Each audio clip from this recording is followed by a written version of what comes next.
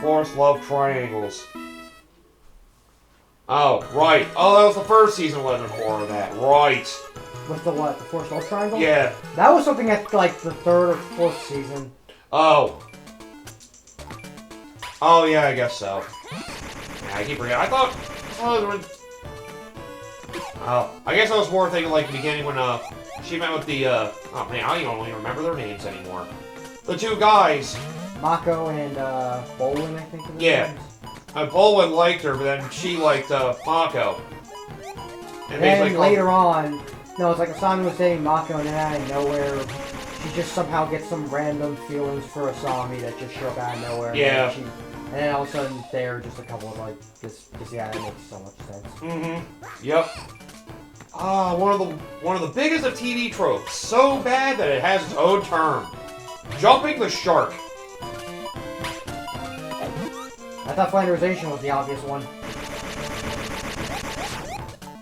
This is basically jumping the shark. It's basically they come up with something, basically decide to do a big out of fucking nowhere thing. Yeah, what a twist sort of deal. Mm-hmm. They're basically twisting, just randomly twisting a series on its head for like no reason. Jumping the shark. What series is that in reference to? They mentioned Happy Days, Dallas, Prison Break, and Community. Oh yeah, Prison Break apparently had that problem. It like drastically changed the series in such an odd way. It had no good explanation. Yeah, that was the reason why I probably don't really have that much of a reason to want to watch Prison Break. Yeah. I know my friend talked to me and said like the first couple of seasons were great, but...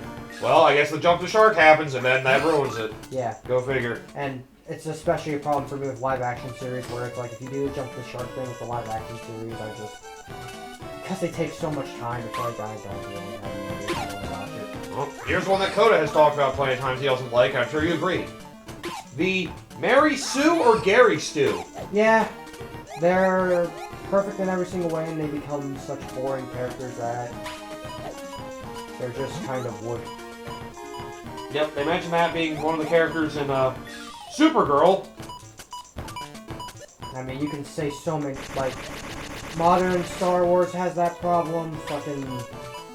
Walking Dead has that problem as well, with the one character everybody really liked.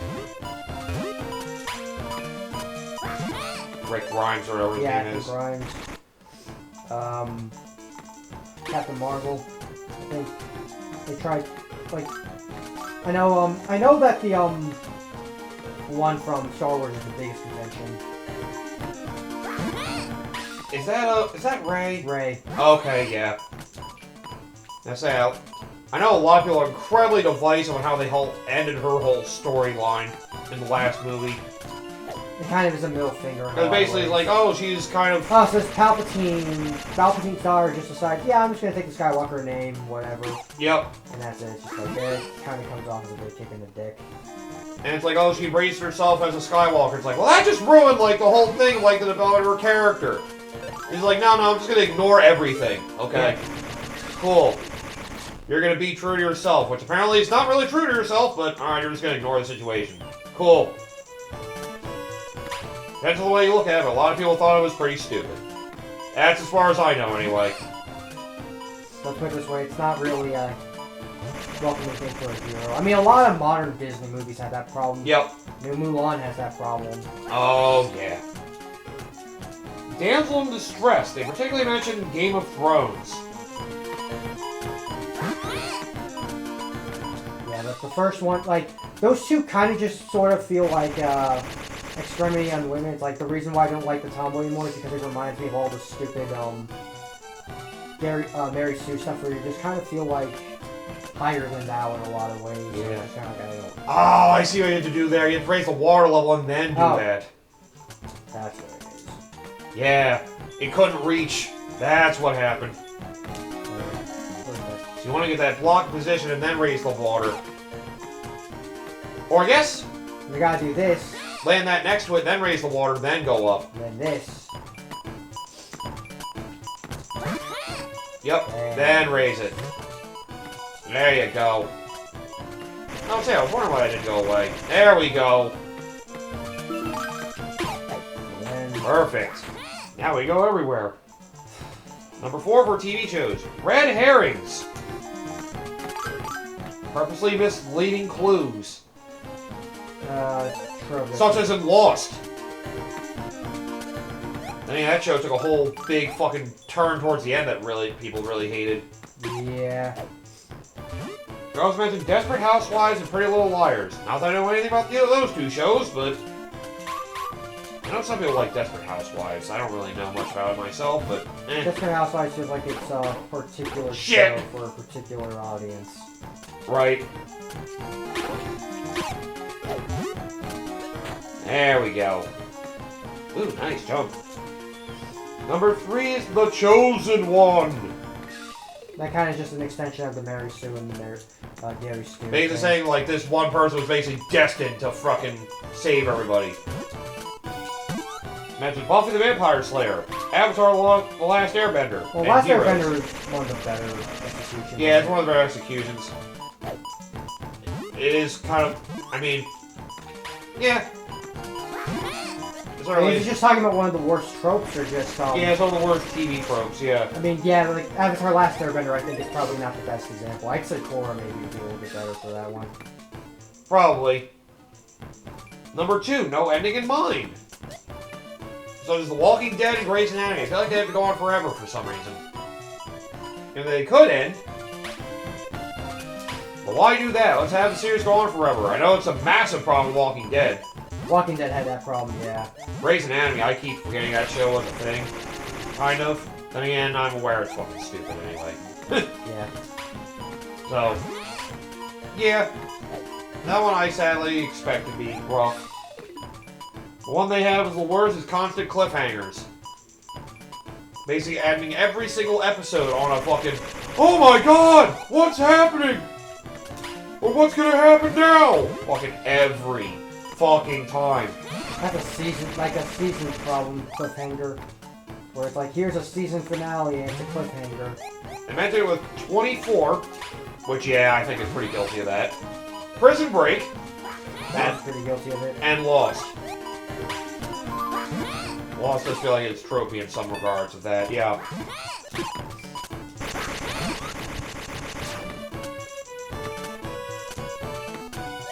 Oh, BuzzFeed one says tropes that people are saying. Really House, I think, is another one that what was it not knowing when to end. Yeah, that's right. House did go for a couple seasons longer than it should have. Yeah, it's the reason why I didn't like it personally. I mean, yeah, just the general premise. the early seasons are great. Like, I think like the first season they introduced the new characters was probably when it, like that was like the last of the good season once the new characters like first came in. Once it started getting deep in a lot of the character relationships with House, then it was like, okay, I think this is going a little too long. Some of it just felt like it was definitely drawn out for sure. Yeah. I still love Hugh Laurie's House. He's fucking just Great. great. Just, the problem is just, you know, the nature of the kind of show that it is. It's just Yep. Hey, great. Did you? Oh! It's like, hey, did you like the fucking live action version of the same shit that you know you already hate, Brian? God. Oh, I'm ending at the wife. Yeah, that's just an extension of the shit that I've gotten sick of. There are a shitload of shows that go on for too long. I think it's more egregious with House because each of the episodes take so fucking long. I mean, yeah, a lot of shows like that have episodes of basically an hour. A lot of the primetime shows like to be like that now. Breaking Bad's like that, Better Call Saul's like that. But at least those are like five episodes, or 5 seasons, which I can handle more. Game of Thrones is like that. A lot of things like Westworld are like that. Like, that's like the big primetime thing now. Being basically a fucking hour long for each episode. Yeah. And it is frickin'... That's one of the things that makes me not like trying to watch a lot of those shows. It feels like it's a long commitment. Yeah, and like, my case is just like, yeah, you have to give me a show that I actually want to watch. And I know everyone was I think my problem with House is also everyone was sucking the biggest thing. It's like, it was one of the greatest things ever, greatest live action media. I watch and I just think of all the same... I think it's pretty entertaining, but I definitely don't think it's like one of the greatest things ever myself. I mean, Yeah. Hugh Laurie's the reason that show is really great. If good at all. Yeah. Without Hugh Laurie, it definitely would not be the same. Probably not. And all the other characters can only be good because of him being there. And that's... I guess my problem is it's just... You already know my shtick with, like, watching miserable adults being assholes is only... only has so much. And sometimes House himself was just so ridiculous sometimes. It was... I don't know, I just never found that shit funny for myself personally. Yeah. Because it kind of just got to a point where once you see an asshole long and people acting like assholes long enough, it goes from being funny to being unfunny to kind of being obnoxious, and then I'm just apathetic to it. Where I'm just like, everybody's constantly sarcastic to one another. Everybody's just constantly an asshole adult. It's just kind of like, ooh, am I like the fucking madman for thinking I don't find this funny? Right. Damn. Oh, it's the last one on the scrolling stage. Oh, we got one more. Oh, right, the fifth world, right. Right. How could I forget? I didn't know if that was just gonna be like just a boss or just like a small amount of levels or something. It's at least making a whole world, that's good. Why aren't we getting an extra thing for getting 100%? Man, there's gotta be something.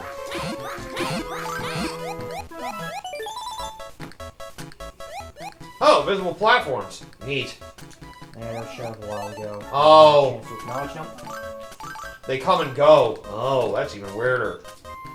Okay, so platforms that disappear and reappear. Ugh. Oh, God. The collectibles all these ropes. Yikes. Oh, jeez. Oh, okay, that's all I had to do. Simple enough. Last one. Oh, thank God.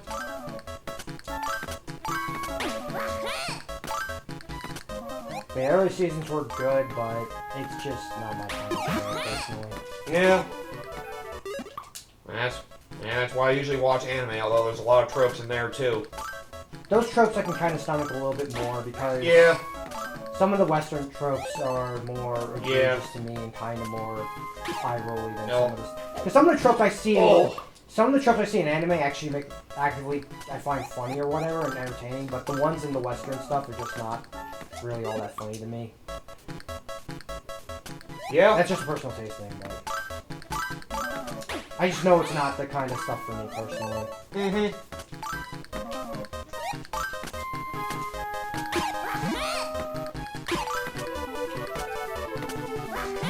And again, all the worst tropes from the Japanese end for some people is more about fan service. Yeah.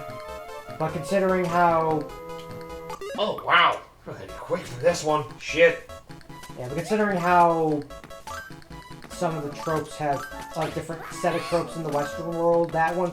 Like, maybe it's just me, but I feel like that one feels less egregious in some places than some of the tropes that I've seen in the Western world. Now, if we could find that one video, that'd be great. Or at least not video, but that one list. Yeah, I was gonna say, I keep trying to think of typing things in to try to see if I get it to come up. Trying to think of, like, worst tropes, most annoying tropes. I keep not getting the list I was hoping for. 11 tropes absolutely cannot stand. Okay, it's a different one, but... Ooh, annoying. Worst tropes absolutely cannot stand. It's more about books, but that can go for storytelling as a whole. Such as the boring main character. Well, I mean, that can also extend to the Gary Stu and the Mary Stu, but... Yeah. But just a character that is literally just there. Like, yeah, they're the protagonist, but that's really the only note you have to say about them. They're able to, you know, do what they have to do to achieve their goals, whatever. That's literally it. Like, that is boring as fuck. The absentee / stupid parents. That's something in fucking adult animation. Yep. That's more the stupid parents thing. The absentee one, that could definitely be something in a lot of things that for some reason a lot of, you know, protagonists I know that's a lot in anime. I know that's a big thing with the fathers in particular, but that also is always the father being gone. That's rarely kind of the mother. That's an extension of a lot of Japanese. But then if the mother's gone, then the father's abusive. Almost every time. Yeah. Almost every fucking time. It's either both are abusive or it's usually the father. Yeah. I have seen the abusive mother trope around a decent amount too, but not nearly as much as the father one. But abusive parents in general is pretty bad. Oh! Love stories that glamorize infidelity. Yeah, I can see why that.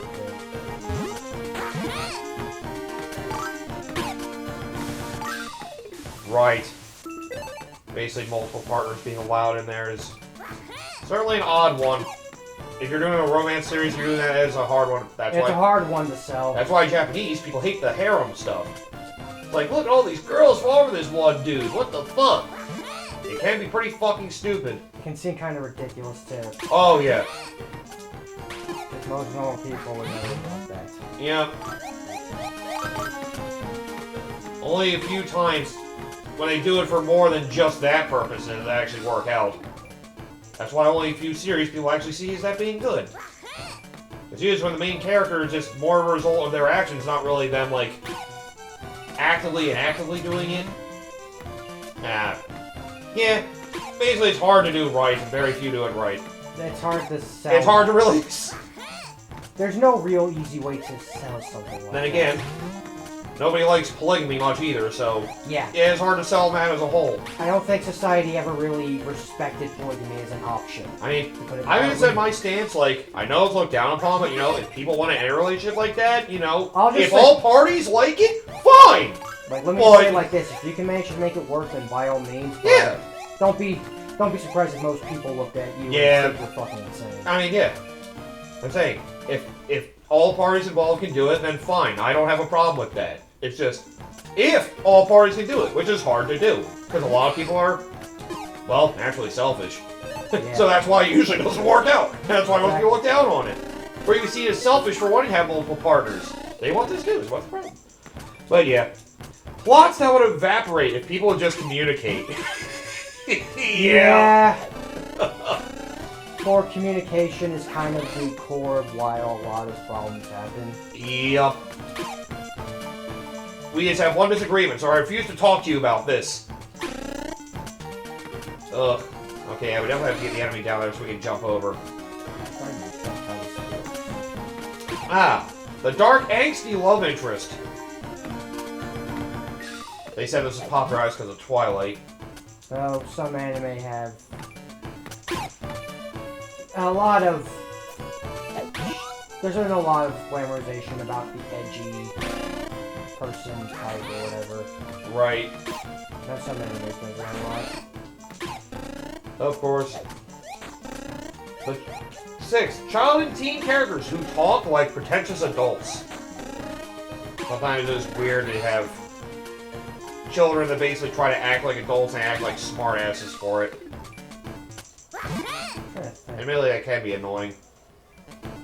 It comes off as pretentious. Then again, children characters are kind of the bigger or impossible characters to write for in a lot of ways because you either make them plot devices, or you try to make them characters and they come off less as characters and more of I don't really know how to describe it. Right. They don't feel like actual kids. Right. It's a difficult thing to make sense out of. Why do they have the arrows in this room? I feel like there's gotta be a reason for those. I don't know if there's something else really high in this room or something. But I can't think of anything else in this. No. Bringing the block up there feels pointless. Shit. Oh, wait, now I remember what this does. Okay. I'm gonna say, I feel like those arrows had to be there for something. Oh, use the enemy to get on the switch. Aha! Now it makes sense. Oh. Oh. I see. Okay, yep, let him go over there, throw the block in. Yes! Aha! Have the enemy open it for you. Alright, pretty smart there, alright. That's a good example of a puzzle. I like that. Yep. I see, let you bring the block back up so you can stop the enemy from killing itself. You have to stop it from killing itself so that it turns around. And now I need to kill you so I can get out of here. Another bad trope. Big bad antagonists who lose through pure procrastination. Don't know if I've ever seen a protagonist like that. Or antagonist like that. Unless they're, like, grossly incompetent. I mean, sometimes they're like, you know, a lot of the villains that feel like they're comfortable that they've won, so they just choose not to do anything. You know, depends And they on... basically give you the time, I mean, it depends on the villain, because I know some Sigma! people... Well, no, he's actively trying to prepare something. It's just more... The problem with Sigma is that nobody takes him seriously because he shows up all the fucking time. Yeah. That's his problem. Wily doesn't procrastinate. I'll say, Mega Man games actually don't have that problem. Yeah. I The only one I know some people claim that Scar has this problem, but Scar doesn't really seem like a person that cares about anything more than being. Ah! He keeps hitting the arrow. Fuck. Yeah. I don't like that example because the idea of Scar is that he's not the kind of person that really gives a shit about doing anything. Yeah. Some people just want to be king because they think it's the easy way out. So that's he wasn't necessarily aware that Simba was alive until later on. Yeah. So yeah, I don't see that. I don't see that one being. I could argue Ganondorf Legend of Zelda series. Sometimes just claims power and then just sits on it. Knows that Link is out there, just doesn't really do anything to stop him. Yeah. I think Bowser maybe. Yeah, there is kind of that too. Bowser is also pretty bad about that too, I'd say. Yeah. Yeah, kind of just. I think most of the problem with Bowser and specifically Junior is that they, well, I don't really know how to describe it, I want to be honest. Oh, okay, I see what you do there. And I think the princes have kind of twiddled their thumbs expecting their army to fucking stop Mario. And they never do. Yeah. Bowser still has faith in them. But despite all of his intentions, no, it doesn't work. I'm trying to think about other...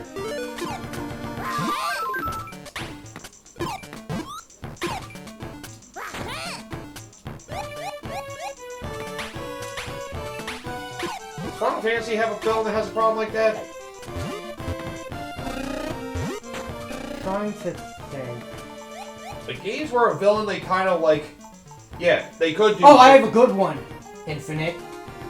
Oh, yeah. The perfect one. You're not worth killing, so I'm just gonna leave you at the rod, Mike. Yeah, you really just like... You deal that with... is just like recipe for... Yeah. Come kill me later, you fucking... They encounter him early on in the game, and then you deal with him like mid-late game, kind of, and then that's it. Yeah. Like, and then he goes nothing.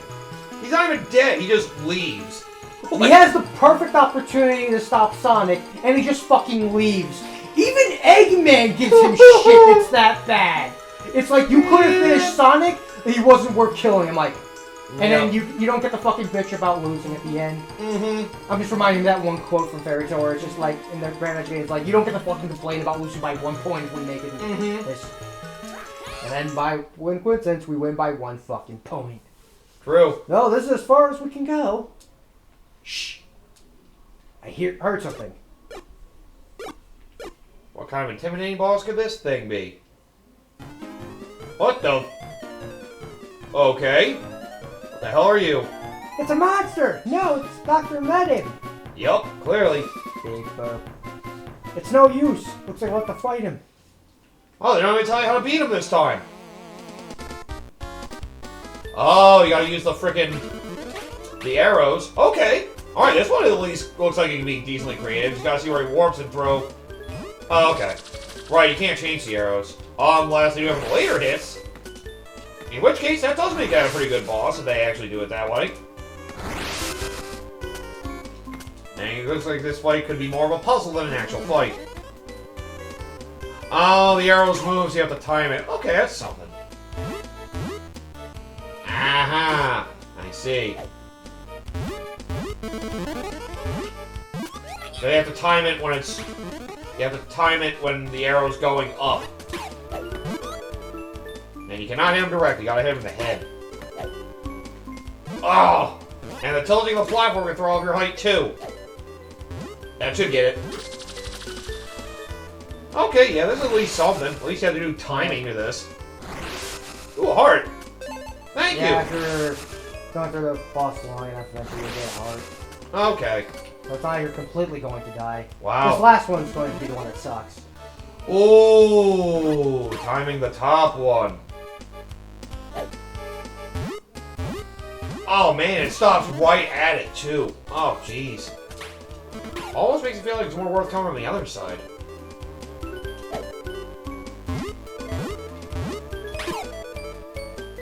Oh, now he'll actually attack you after a while. Well, don't have a high chance of dying to this boss, but at least it makes you have to think about how to hit it. Yeah. There's more of a puzzle than Like a I fight, said, but at least it's most something. of these bosses aren't particularly challenging as they are. Right. Just... There it is! Well, he had a second form. Nope! At least it was a nice puzzle. Definitely a lot of good puzzles in this world, at least. Yeah. There! We pixelated the graphics so we can change the image again! How could this be? I'm trying to create a medicine to cure all ills. I end up creating an incurable sickness. How ironic. It's not your fault, Dak. Someone used a dream for their evil purposes. You got hit with green mist, I bet. You see anything pure in your dream? Was it mist by any chance? Well, let me see. It could be pure white fog. I saw him. I remember seeing twin moons. Huh. Twin moons. Red mist, blue mist, yellow mist, and twin moons. Okay, it's not mist, alright. Yeah, it's the Imperial flag. Oh! And the culprits are at the castle. Yup. Let's get back to the castle. The Lord's the culprit. I kind of had a feeling about that, honestly, since the beginning. It's one of those things that felt pretty obvious. I kind of want to take a break now. I think this is a good place to stop. Oh, damn. Alright. Sounds good. Alright. I guess next time we'll finish off the game. Yep. See you guys then.